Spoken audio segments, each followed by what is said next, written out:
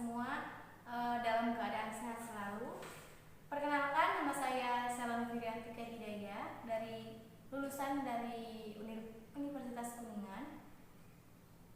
Untuk mata kuliah ini akan diajarkan oleh saya untuk 1 semester ke depan.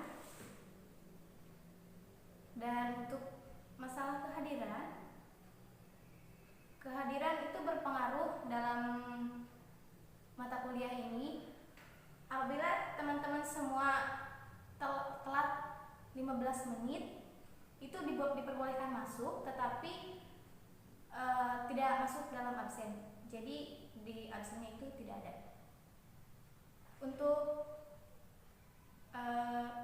penambahan nilai, mata kuliah ini akan diadakan kuis satu minggu sebelum UTS dan 1 minggu sebelum UAS. Sekarang absen kelas. Ini kelas PBSIB ya? Iya. Untuk absen pertama adalah ya hadir. Bagus hadir.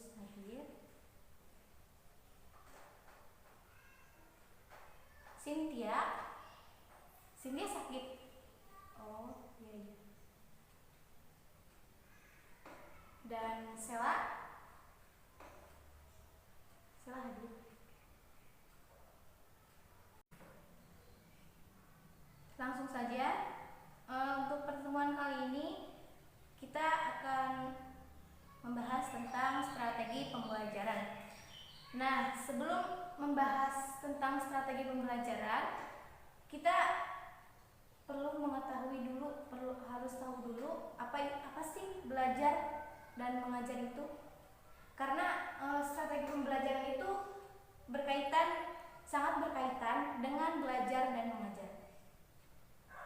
Di sini belajar pada hakikatnya adalah perubahan yang terjadi di dalam diri seseorang setelah melakukan aktivitas tertentu. Dan mengajar pada hakikatnya adalah suatu proses. Mengajar itu suatu proses, yaitu proses mengatur, mengorganisasi lingkungan yang ada di sekitar anak didik atau siswa, sehingga dapat menumbuhkan dan mendorong anak didik melalui proses belajar. Nah, dari uraian di atas dapat ditarik pemahaman bahwa proses belajar mengajar merupakan serangkaian aktivitas yang disepakati dan dilakukan guru dan murid untuk mencapai tujuan pendidikan secara optimal. Nah, ini adalah apa yang akan kita bahas, yaitu ada pengertian, tujuan, fungsi, dan yang terakhir itu jenis. Dan nanti jika ada yang bertanya, saya kasih nilai. Untuk yang pertama yaitu pengertian strategi pembelajaran. Strategi pembelajaran adalah suatu rencana, metode, dan perangkat aktivitas yang terencana untuk meraih tujuan pembelajaran. Definisi lain dari strategi pembelajaran yaitu suatu rencana rangkaian kegiatan yang pada pemakaian metode dan penggunaan akan semua sumber daya atau kekuatan demi adanya pembelajaran yang disusun untuk meraih tujuan tertentu. Kalau ini pengertian strategi pembelajaran umum ya, pengertian umum. Nah, dan ada pengertian strategi pembelajaran menurut para ahli. Di sini ada 5. Menurut Ray Gelut, Bunderson, dan Merrill 1977, pengertian strategi pembelajaran yaitu strategi mengorganisasikan isi pelajaran disebut sebagai struktural strategi yang mengacu pada cara untuk membuat urutan dan mensistensi fakta, konsep, prosedur, dan prinsip yang berkaitan. Jadi menurut ketiga orang ini, strategi pembelajaran itu disebut sebagai struktural strategi. Yang kedua, menurut Gerlach dan Eli 1980, strategi pembelajaran menurut mereka berdua itu adalah cara yang dipilih untuk menyampaikan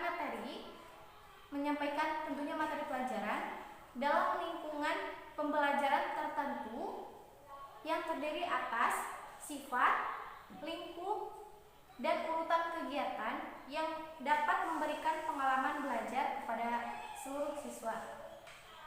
Yang ketiga ada Freilberg dan Driscoll 1992. Menurut mereka, strategi pembelajaran itu yaitu untuk mencapai berbagai tujuan dalam memberi materi pelajaran pada berbagai tingkatan maupun SD, SMA, atau SMP, dan juga universitas untuk siswa yang berbeda dalam konteks yang berbeda pula. Jadi kalau untuk SD berbeda dengan SMP ataupun sebaliknya, dan juga SD berbeda dengan jenjang universitas. Yang keempat ada Dick dan Carey 1985. Strategi pembelajaran yaitu suatu set materi dan prosedur pembelajaran yang digunakan secara bersama-sama untuk menimbulkan hasil belajar pada siswa. Jadi menurut Dick dan Carey itu strategi pembelajaran itu merupakan suatu materi dan prosedur pembelajaran. Dan untuk yang terakhir yaitu menurut Kemp mengatakan bahwa strategi pembelajaran yaitu suatu kegiatan pembelajaran yang harus dikerjakan guru dan siswa agar tujuan pembelajaran bisa dicapai secara efektif dan efisien. Jadi strategi pembelajaran itu akan berjalan apabila ada guru dan murid, tetapi jika tidak ada keduanya itu tidak akan tercapai, tentunya tidak akan tercapai. Nah, untuk poin yang kedua yaitu fungsi dan tujuan. Sebenarnya fungsi dan tujuan itu sama ya, tapi di sini saya ringkas secara umumnya, yaitu yang pertama memberikan isi pembelajaran kepada peserta didik, siswa maupun murid. Dan yang kedua yaitu menyiapkan informasi ataupun bahan materi yang dibutuhkan untuk belajar. Tentunya kalau pembelajaran itu harus ada materi. Dan yang ketiga yaitu yang terakhir, lanjut poin ketiga yaitu ada jenis-jenis strategi pembelajaran. Di sini ada 5 jenis strategi pembelajaran. Yang pertama yaitu